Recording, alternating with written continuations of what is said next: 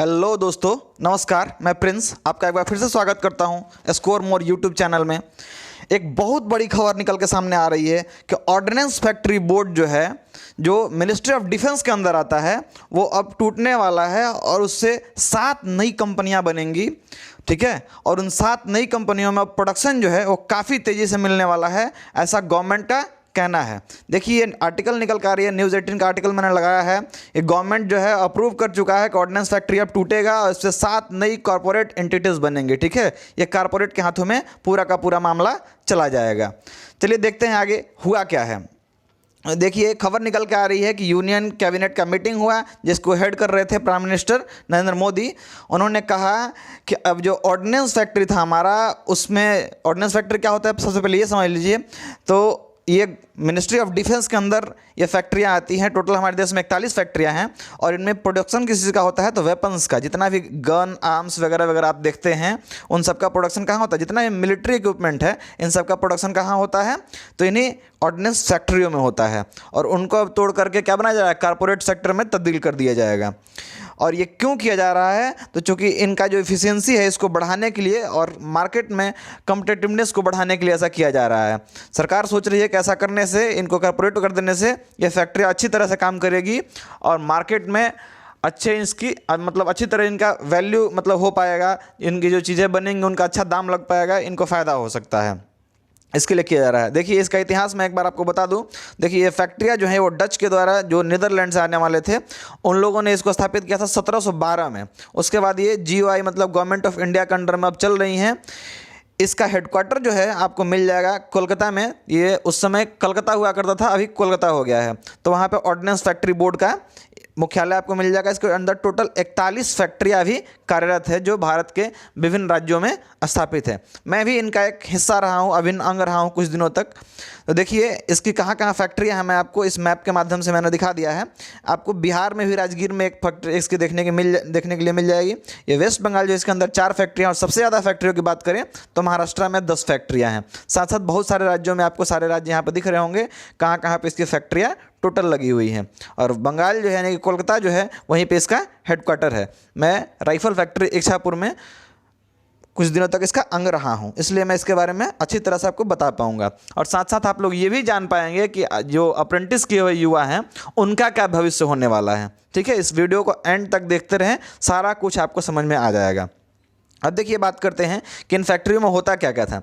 देखिए, ये फैक्ट्रियाँ जो थी खुद में मतलब सब कुछ इनके अंदर मतलब हर फैक्ट्री में सब कुछ होता है। जैसे सब कुछ कहना है मतलब रिसर्च डेवलपमेंट से लेके उनका टेस्टिंग से लेके सब कुछ एक एक फैक्ट्री में होता था। ठीक है, इनको किसी दूसरे जगह से रिसर्च करा के या फिर ला के ऐसा नहीं करना था। सब कुछ अपने अंदर ही रिसर्च करो, अपने अंदर लॉजिस्टिक की व्यवस्था है, अपने अंदर टेस्टिंग भी हो रही है, सब कुछ अपने अंदर हो रहा है। टोटल वर्कफोर्स की बात करें तो टोटल अभी 84,000 इसमें लोग कार्यरत हैं। 84,000 कर्मचारी इसमें ऑलरेडी वर्क कर रहे हैं। ये जो है पूरे वर्ल्ड की बात करते हैं तो 37th largest defence equipment manufacturer है। और इंडिया की बात करें तो सेकंड लार्जेस्ट, मतलब एशिया में यदि बात करते हैं तो सेकंड लार्जेस्ट ये इक्विपमेंट फैक्ट्रीज हैं। ठीक है, इनका काफ़ी बड़ा रोल रहा है। जो आप लोग इसरो, DRDO या फिर BML, सेल, गेल ये सब जो देखते हैं, इनको बनाने में इन सारी फैक्ट्रियों का काफ़ी अहम रोल रहा है। क्योंकि इन सब फैक्ट्रियों को बनाने के लिए जो भी इक्विपमेंट, जो भी मशीनरीज या फिर जो भी इंफ्रास्ट्रक्चर लगे हैं, उन सब का निर्माण इन्हीं फैक्ट्रियों से होकर के जाके गया है और उससे वो फैक्ट्रियाँ बनी हैं, जो हेल, गेल, सेल, भेल, इसरो, DRDO ये सब आप देखते हैं। चलिए देखते हैं आगे, ऑर्डिनेंस फैक्ट्री करंटली जो है वो क्या क्या बनाती हैं। तो आपने युद्ध में इस्तेमाल होने वाले tank, arm personnel carriers, mine protected vehicles, bombs, rocket, artillery guns, anti aircraft guns, parachutes, small arms, clothing, leather equipments इत्यादि, जो भी मतलब एक सैनिक को जितनी भी चीज़ें चाहिए वो सारी चीज़ें कहाँ बनती थी, ऑर्डिनेंस फैक्ट्रीज में बनती थी। हमारे देश में टोटल 41 ऑर्डिनेंस फैक्ट्रीज हैं, उनके अंदर ये सारी चीज़ों का प्रोडक्शन होता था। किसी में व्हीकल बन रहा है, किसी में गन बन रहा है। हम RFI से थे, वहाँ पे बहुत सारे मतलब आर्म्स, स्मॉल आर्म्स और मतलब लॉन्ग रेंज के आर्म्स ये सब बनाए जाते थे। देखिए, आपको यहाँ पे फोटोज़ दिख रहे होंगे। ये व्हीकल फैक्ट्री का है। इधर देखिए तोप बन रहा है, ये पैरासूट्स निर्माण हो रहा है, ये इसरो वगैरह जो है यहाँ पे जो भी चीज़ें लगे हैं इंफ्रास्ट्रक्चर के लिए, वो सारा यहीं से बन के गया है। ये देखिए आपको आर्मी की जो ट्रकें हैं वो इन्हीं मतलब ऑर्डिनेंस फैक्ट्रीज में ही बनती है। अब क्या होने वाला है कि 7 न्यू आइडेंटिटी मतलब एंटिटीज़ में बंटने वाली है। एंटिटीज़ करने का मतलब 7 नई कंपनियां इनसे बनने वाली हैं। तो इन 7 नई कंपनियों का वजह क्या है भाई? तो देखिए बहुत सारी जैसे कोलकाता में एक गन बनाने की फैक्ट्री है, कानपुर में है, एक महाराष्ट्र में है। तो इस तरह से कुछ जोड़ा जाएगा कि एक फैक्ट्री के मतलब एक ऐसी कंपनी बनाई जाएगी जिसके अंदर केवल वेपन्स और इक्विपमेंट बनाने वाली कंपनी रहेगी। एक ऐसी कंपनी बनाई जाएगी जिसके अंदर केवल व्हीकल बनाने वाले जितने संस्थान हैं सबको एक साथ जोड़ दिया जाएगा। इस तरह से करके 7 नई एंटिटीज़ बनने वाली हैं। देखिए कौन कौन सी एंटिटीज़ बनेगी वो मैं दिखा दूँ आपको। तो एक हो जाएगा आपके व्हीकल के लिए, दूसरा हो जाएगा एमोनाइजेशन एंड एक्सप्लोसिव्स के लिए, मतलब जो बम गोला बारूद ये सब होता है उसके लिए। तीसरा हो जाएगा आपका वेपन्स एंड इक्विपमेंट के लिए। चौथा हो जाएगा ट्रूप कंफर्ट आइटम्स, मतलब उनके लिए वर्दी हो गया, उनके लिए मतलब जाड़े का सामान हो गया, जूता वगैरह हो गया, ये सब मतलब ट्रूप्स के जो कंफर्ट आइटम्स होते हैं वो सब हो जाएंगे। ऑप्टो इलेक्ट्रॉनिक्स गियर्स, मतलब दूरबीन वगैरह वगैरह जो भी गन्स के अंदर लगाए जाते हैं या फिर ऐसे देखने के लिए, वो सारा कुछ कहाँ बन जाएगा, या फिर जो रेडियो रडार वगैरह सब बनाए जाते हैं वो सब हो जाएगा आपका ऑप्टो इलेक्ट्रॉनिक्स गियर के अंदर। पैरासूट्स के लिए अलग एक फैक्ट्री आ जाएगी और एंसिलरी प्रोडक्ट्स जो होते हैं उनके लिए एक अलग कंपनी का निर्माण, मतलब कंपनी बोर्ड का निर्माण कर दिया जाएगा। सारे कंपनियां वहीं रहेंगी, जो कंपनी जहां पे है अभी, जो फैक्ट्री जहां है वो वहीं रहेगी, लेकिन उनको एक अलग चैनल के तहत चलाया जाएगा। बस बात यही है। ये ऐसा ऑफिशियल्स का कहना है, मेरा कहना नहीं, ऑफिशियल्स का कहना है। अब देखिए बात करते हैं कि ये कॉर्पोरेशन होता क्या है भाई। जब कॉर्पोरेट हो रहा है तो ये कॉर्पोरेशन होता क्या है। देखिए कॉर्पोरेशन में होगा क्या कि इन सारों का मतलब जितनी फैक्ट्रीज के बारे में मैंने बताया इन सब का रीस्ट्रक्चरिंग और ट्रांसफॉर्मेशन हो जाएगा। कैसे हो जाएगा? तो इनके अंदर एक बोर्ड ऑफ डायरेक्टर्स बना दिए जाएंगे, अच्छी तरह से इनका मैनेजमेंट हो पाएगा, शेयर होल्डर्स रहेंगे। जैसे कंपनियों को आगे बढ़ाना है, अभी इतना दूर में इंफ्रास्ट्रक्चर है, इससे काम नहीं चल पा रहा है और आगे बढ़ाना है, इसमें पैसा लगाना है। तो पैसा लगाने के लिए पहले सरकार लगाती थी केवल, अब मान लीजिए सरकार के पास नहीं है, तो अब जब ये एंटिटीज़ बन जाएंगी अब इसका शेयर भी मार्केट में उतारा जा सकता है। ठीक है, अब वहाँ से पैसा आएगा और उससे लगाया जा सकता है और इस तरह से बड़ी कंपनियों को बनाया जा सकता है। तो ये सारा काम हो जाएगा कॉर्पोरेशन करने से। ठीक है, the main goal of corporation is allowed to the government to retain ownership of the company while allowing the company to run and efficiently its private counterparts।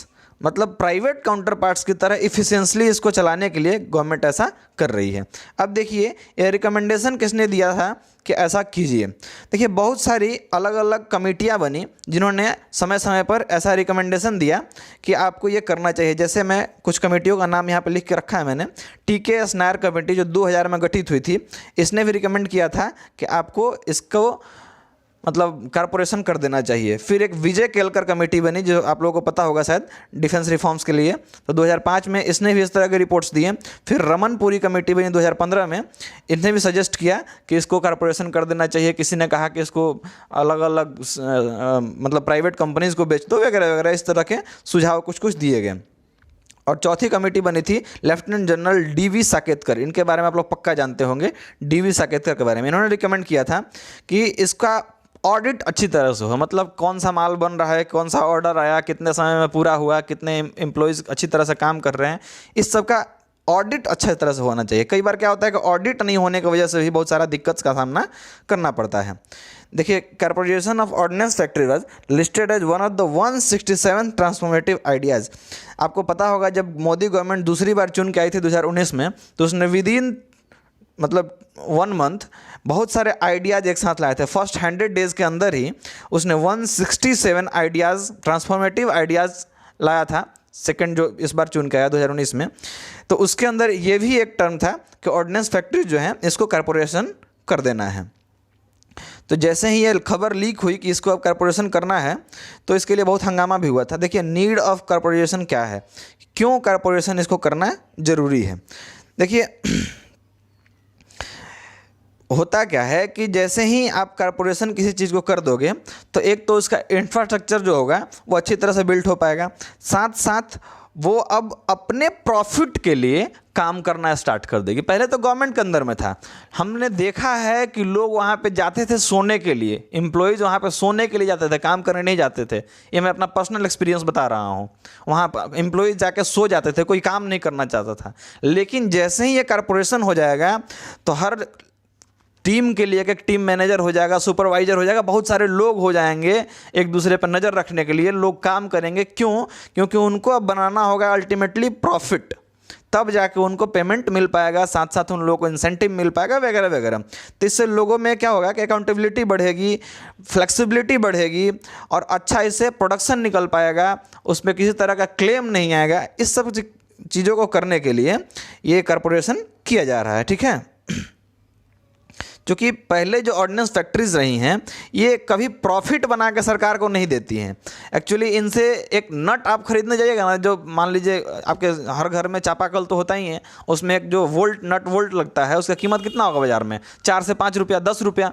लेकिन आप इनसे बनवाइएगा ना, ये लोग कॉस्टिंग करके उसे 100 रुपया पार कर देंगे। सोचिए इनसे कौन लेगा, कौन खरीदेगा इनसे? और साथ साथ वो सही भी नहीं रहेगा। कई बार 100 पीस खरीदेगा तो उसमें से 10 पीस पता चलेगा खराब ही है। तो कौन खरीदना चाहेगा इनमें से? तो क्वालिटी का भी काफ़ी मतलब बड़ा इसमें इशू रहा है। ये मैं नहीं कह रहा हूँ, देखिए इंटरनल आर्मी एक असेसमेंट की थी, हमारे देश की आर्मी ने एक असेसमेंट किया था। उसने बताया था कि इसमें बहुत सारे जो इससे चीज़ बन के आते हैं वो बहुत सारी बार मतलब गड़बड़ होता है स्थिति उनमें। कैसे? देखिए उन्होंने एक रिपोर्ट दिया था कि इनसे जो सामान लिया था उनकी वजह से 403 एक्सीडेंट हुए हैं पिछले 6 सालों में, और उनमें 27 सोल्जर्स जो हैं वो हमारे मारे गए हैं, और टोटल 960 करोड़ का घाटा हुआ है इन्हीं ऑर्डिनेंस फैक्ट्री से सामान लेने की वजह से। मतलब सोच सकते हैं कि इनका जो प्रोडक्शन का क्वालिटी है वो कितना लो लेवल का होता है। मैंने खुद देखा है ये, मैं मतलब इनके बातों पर विश्वास करूं ना करूं, मेरी बातों पर विश्वास कीजिए कि मैंने इसको देखा हुआ है कि कैसे क्वालिटी जो है उस पर कोई किसी तरह का ध्यान नहीं देता। इनके पास क्वालिटी मैनेजमेंट टीम है लेकिन फिर भी वो ध्यान नहीं देते हैं। Lack of accountability and poor quality of production. देखिए आज आप इनको ऑर्डर दीजिएगा ना तो ये बोल देंगे ठीक है आपको परसों मिल जाएगा, लेकिन परसों अब कब आएगा ये कोई गारंटी नहीं है।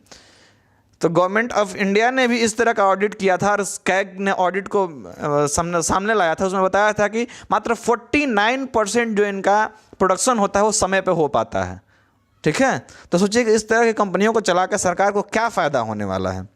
लेकिन बात क्या है कि इसके साथ बहुत सारे लोग जुड़े हुए हैं, ठीक है, बहुत सारे लोग इनमें काम कर रहे हैं, इसलिए सब करना पड़ता है। देखिए सीएजी ने ऑडिट करके ऐसा बोला था कि इसको अब ये करना पड़ेगा। अब क्या है कि इनमें जो एम्प्लॉयज़ काम कर रहे हैं, जो हमने बताया था कि लगभग 84,000 एम्प्लॉयज़ में काम कर रहे हैं, उन लोगों का भी कंसर्न है कि भाई हम लोगों का क्या होगा, आखिर जब इसको कर देंगे तो हम लोगों का। उनका कहना है कि अभी इसको कॉर्पोरेशन किया जा रहा है, आगे धीरे धीरे सरकार क्या करने वाली है कि इसको आगे चल के प्राइवेट कर देगी।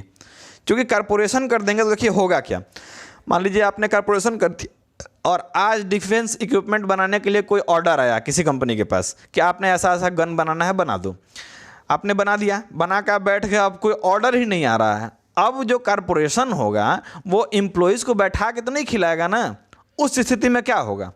उस स्थिति में आते हो उस लेबर को बाहर निकाल दिया जाएगा या फिर कंपनी को बंद करना पड़ेगा, कुछ ऐसा ही हो सकता है।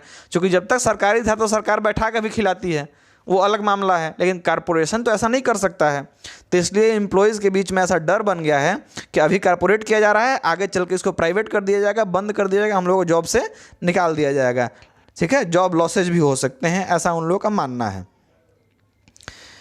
तो अब सरकार जो है इन लोगों से बातचीत कर रही है, क्योंकि ये लोग पिछले साल ही लास्ट अगस्त में 2019 के अगस्त में ही एक बार ऐसा आया था रूल।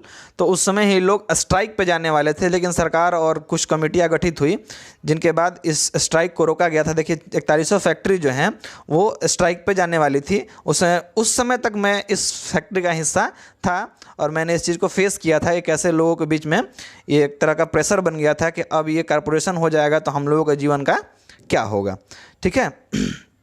लेकिन राजनाथ सिंह ने अब आके कहा है कि ऐसा कुछ होने वाला नहीं है, ठीक है। अंतिम कंक्लूजन क्या निकाला गया है मैं आपको बता दूं कि जो भी एम्प्लॉयज़ हैं वो जैसे चल रहे हैं चलते रहेंगे। जो रिटायर्ड पर्सन्स हैं उनको जो भी मिल रहा है मतलब पेंशन वगैरह वो सारा कुछ मिनिस्ट्री ऑफ डिफेंस के तहत ही मिलता रहेगा, गवर्नमेंट ऑफ इंडिया ही उनको देगी। अब आगे जो एम्प्लॉयज़ आएंगे उनके बारे में अभी तक कोई बात नहीं की गई है कि आगे कैसे होगा। और अप्रेंटिस के युवाओं की बात करें तो अब देखिए जो नई एंटिटीज़ बन जाएंगे और इस साल के अंत तक ये सारा काम हो जाना है, ठीक है। गवर्नमेंट ने ऐसा कहा है कि देखिए यहाँ पे मैंने दिखा दिया आपको कि गवर्नमेंट ने कहा है likely to come up by end of the year, इस साल के अंत तक ये सारा कुछ सेटअप हो जाना है और उसके बाद इसकी वैकेंसीज आएंगी और काफ़ी बड़ी, काफ़ी ह्यूज वैकेंसी आने वाली है। और जितने लोग अप्रेंटिस करके बैठे हैं इस ऑर्डिनेंस फैक्ट्री से, वो लोग हो जाइए अब से तैयार, क्योंकि अब आप ही लोगों पे होगा अगला वार, ठीक है।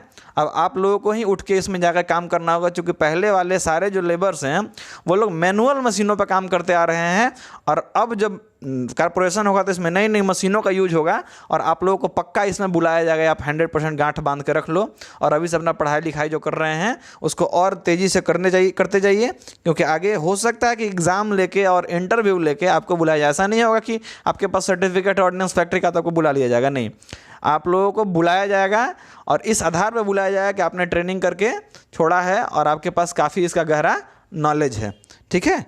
तो मैं यही रिक्वेस्ट करूंगा आप लोगों से, अप्रेंटिस वालों से, कि आप लोग तैयार हो जाइए, आप लोगों को ज्वाइनिंग पक्का दी जाएगी। अब आगे बात करूं, और भी इस चैनल पे बहुत सारी वीडियोस आती रहती हैं रोज करंट अफेयर्स से रिलेटेड। जैसे मैंने कल एक वीडियो लाया था कि NSDL क्या है और कैसे अडानी को यह 43.5 लाख करोड़ का घाटा लगा है, इसके बारे में मैंने कल वीडियो लाया था। और राम मंदिर पे क्या मामला चल रहा है इसके लिए मैंने इसके पहले वीडियो लाया था, उसको भी जाकर आप देख सकते हैं। साथ साथ स्टैटिक जीके की बहुत सारी वीडियोज मैं लाते रहता हूँ अपने चैनल पे। जैसे कंप्यूटर से एक संबंधित वीडियो आई है, जो एक वीडियो देख के आप पूरे कंप्यूटर का नॉलेज ले सकते हैं, जिससे कि अगले किसी भी एग्जाम में आप बैठिएगा सिर्फ ये एक वीडियो काफ़ी होगा।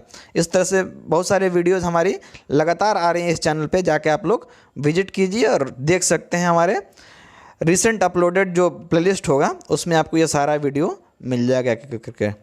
और इन सारे वीडियोज़ का आप क्विज़ भी कर सकते हैं हमारे टेलीग्राम ग्रुप में जुड़ करके। टेलीग्राम ग्रुप का लिंक मैं यहाँ पे लिख देता हूँ, @PMCGROUPOFFICIAL PMC ग्रुप ऑफिशियल पे जुड़िए और आके आप इस वीडियो का क्विज़ दीजिए। धन्यवाद।